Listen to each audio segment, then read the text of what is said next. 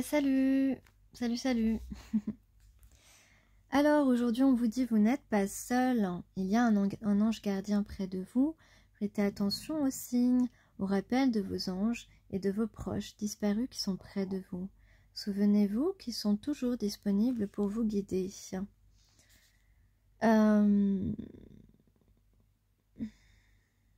Comprenez que vous n'êtes jamais seul et que vous ne le serez jamais. Il y a toujours de l'aide et du soutien disponible pour vous. Ok ?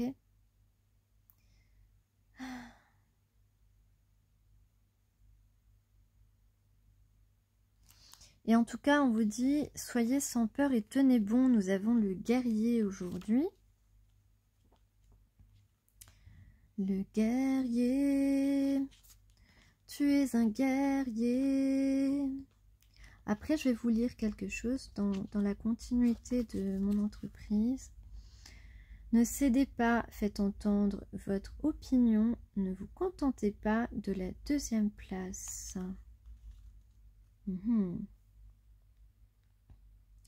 Donc si vous avez peur d'une chose en ce moment, sachez que cela signifie qu'elle est importante pour vous. Chaque fois que vous avez peur, vous êtes à l'orée de quelque chose de grand. Donc, soit quelqu'un vers qui vous n'osez pas aller, soit vous êtes un peu déprimé et finalement ça vous aidera à avancer. Soit vous connaissez une situation à laquelle vous devez faire face ou un événement qui peut éventuellement vous déstabiliser un peu. Comprenez que on vous conseille d'appeler votre guerrier intérieur et de faire face à la personne ou à la situation. Ne craignez rien parce que vous avez l'énergie de vous protéger maintenant et toujours. Si vous êtes un être pur, authentique et sincère. Donc, oui, parce que vous pouvez effectivement avoir affaire, ou alors vous-même, pouvez avoir affaire à des personnes qui ont de sacrées blessures de l'âme, mais qui n'en ont peut-être pas conscience.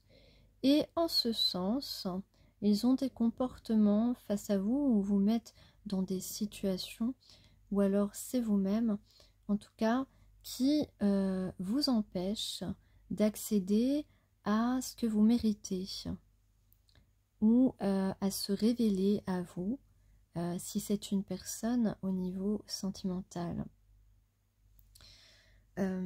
Ces blessures qui ne sont pas traitées par ces personnes, eh bien, voilà, vous causent des obstacles. Ou vous-même, si c'est vous-même qui ne traitez pas la blessure. Et quel meilleur moyen parfois de traiter cette blessure, c'est justement d'affronter sa peur, c'est d'y faire face, c'est de s'y exposer, voilà. Mais la plupart du temps, il y a beaucoup de gens, soit des personnes qui n'ont pas conscience de ces blessures de l'âme et qui répercutent ces conséquences donc sur les autres, en les entravant notamment, en bloquant l'avancée, en les privant de ce à quoi ils ont droit.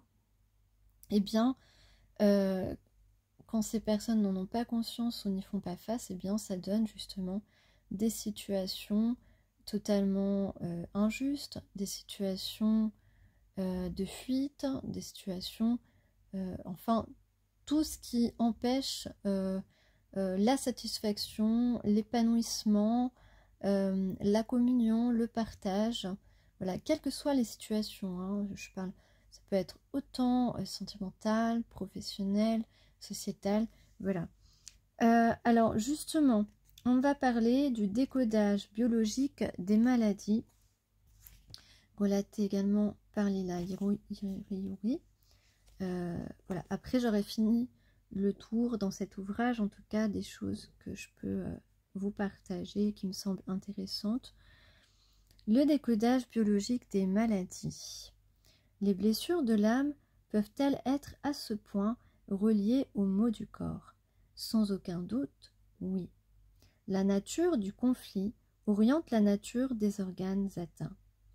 Bien qu'il fût largement décrié en son temps pour s'être levé contre les certitudes médicales d'alors, le docteur Reich Gird Hammer est certainement l'un des premiers à avoir mis en évidence la composante émotionnelle dans les maladies graves ou moins graves, mais dans les maladies notamment comme le cancer, au travers de ce qu'il a appelé le choc conflictuel grave.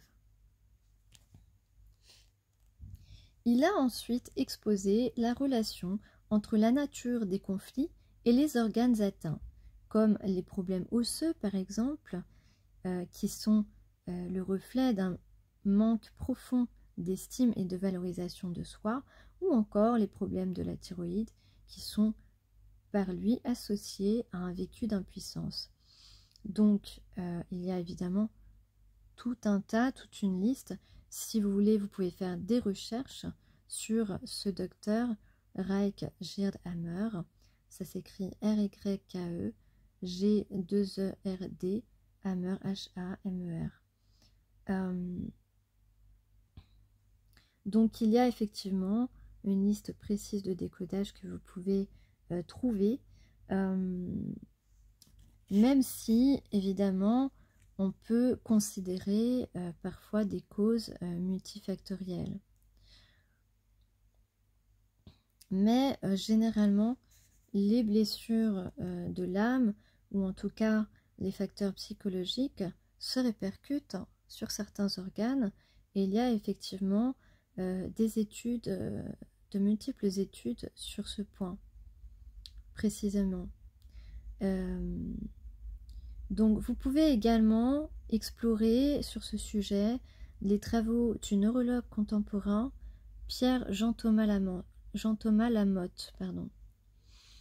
Ce médecin a exploré pendant 20 ans les liens évidents entre la nature des conflits reconnaissables dans le cerveau sur un scanner cérébral et les symptômes cliniques. Il a élaboré à partir de cela une grille intéressante d'interprétation symbolique des maladies. Donc on peut dire que par sa nature, la maladie vous indique de quoi souffre votre âme afin que vous puissiez résoudre ce conflit et vous en libérer.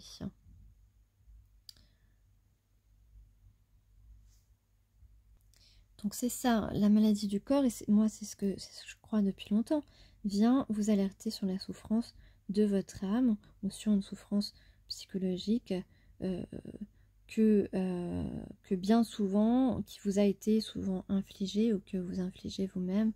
Mais enfin, voilà, il n'y a pas de discussion à avoir là-dessus. Chaque situation est différente, chaque personne est différente. Il peut y avoir aussi une décision que vous avez prise ou une action que vous avez faite. Et d'ailleurs, moi, j'en ai eu des témoignages autour de moi, des faits avérés.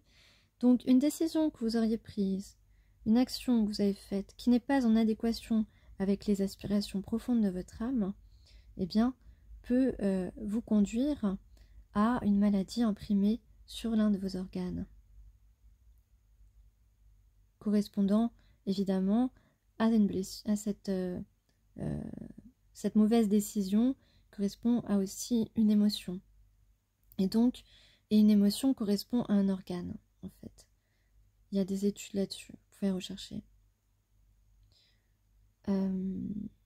Donc, il convient de remercier le corps pour cette manifestation symbolique qui vous permet de vous réaligner de façon salutaire sur votre nature profonde et dans un plus grand respect de vous-même. Donc, il va de soi qu'il faut, bien sûr, être conscient de la réalité d'un mal-être qui peut s'installer, donc d'une maladie qui peut s'installer suite à des mauvaises décisions, à des inactions, à des malfaisances aussi qu'on peut avoir contre des personnes et qui ne sont pas du tout dans l'ordre initial de notre création, à savoir l'amour de l'autre, la compassion, l'empathie, toutes ces valeurs, ces belles valeurs qui nous permettent de nous rapprocher de notre propre nature, de notre être originel. Voilà, j'espère que vous avez appris des choses et je vous souhaite une excellente continuation.